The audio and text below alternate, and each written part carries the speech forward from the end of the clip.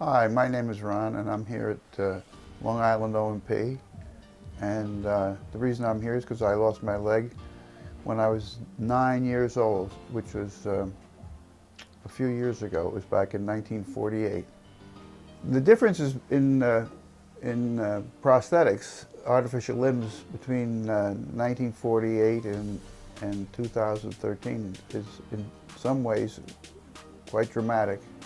And in other ways, there are some similarities. My first leg came by mail order from the Winkley Artificial Limb Company out in Minneapolis. And it was made from a series of outlines of my leg and measurements on a piece of brown paper that was put in an envelope and sent out to Minneapolis. And today, we get all kinds of components from places like Minneapolis that are much more sophisticated, but we still have them coming through the mail. The big difference is that my first leg was made of leather, wood, steel, and rawhide. And the leg that I'm wearing today is made from carbon fiber and titanium and polypropylene and fancy materials. I was in this field. I started as I was lying under a car in 1948 that had just run me over, and that was the reason I lost my leg. And I thought, what should I do when I grow up? And the first person who took care of me in early 1949, a prosthetist, although they didn't have that name in those years, they were just called prosthetic specialists. And he had been a Texas Ranger, and a rustler shot his leg off back in 1905. And then he wound up becoming a prosthetist.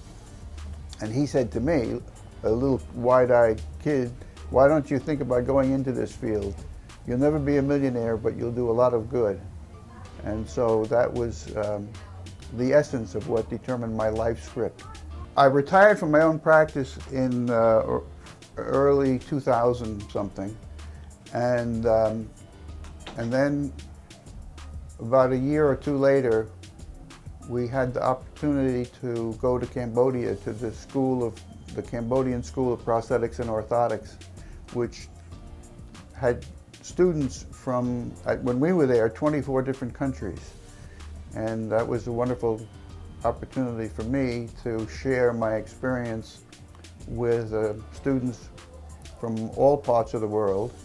And in fact, the prosthesis that I wore until today was made by one of the students at the Cambodian School for Prosthetics and Orthotics. And he was from the Philippines.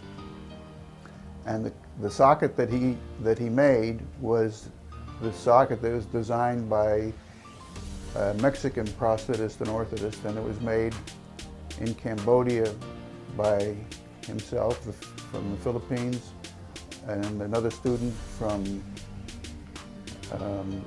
Georgia, not the state, but the country, and students from Indonesia, Japan, and all throughout the Southeast Asian area.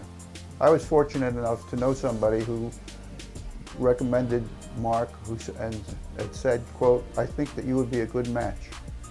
And so I came in to see Mark after that, and he's been working very, very hard to get me fitted really well. And I'm really appreciative of that, because I've seen a lot of people all over the world that have gotten very, very poor care.